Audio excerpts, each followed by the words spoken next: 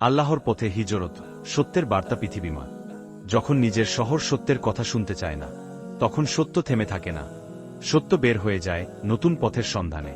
ইব্রাহিম আলাইহিসসালাম এবার চললেন পৃথিবী বদলাতে। নতুন যাত্রার শুরু। আগুনের পরীক্ষা পেরিয়ে ইব্রাহিম আলাইহিসসালাম জানলেন, এ সমাজ আর তার কথা শুনবে না। আল্লাহ বললেন, তুমি বের হয়ে যাও, আমি তোমাকে দেখাবো। তোমার জন্য কোনো ভূমি অপেক্ষা করছে।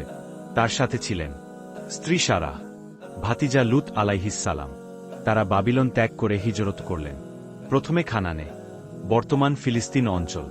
খানানে এসে ইব্রাহিম আলাইহিসসালাম তাওহীদের দাওয়াত শুরু করলেন।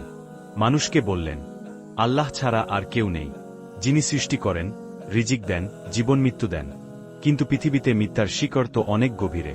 সবার হৃদয় বদলানো সহজ নয়। রিজিকের পরীক্ষা। একসময়ের ধনী পরিবার, এখন পথিক। খানানে দুর্ভিক্ষ দেখা দিল, খাবারও নেই। তাই ইব্রাহিম আলাইহিসসালাম আবার রওনা হলেন মিসরের পথে। সেখানে আল্লাহ তার পরিবারকে সম্মান ও রিজিক দিলেন।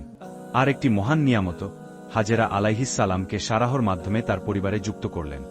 ইব্রাহিম আলাইহিসসালাম বৃদ্ধ হয়ে যাচ্ছেন, কিন্তু এখনও তার সন্তান নেই। এক রাতে আল্লাহ তাকে আসমানের দিকে তাকাতে বললেন, দেখো তারাগুলোর সংখ্যা, তোমার বংশ হবে ঠিক এমন অসংখ্য। ইব্রাহিম আলাইহিসসালাম বিশ্বাস করলেন। আর আল্লাহর প্রতিশ্রুতি কখনো ব্যর্থ হয় না।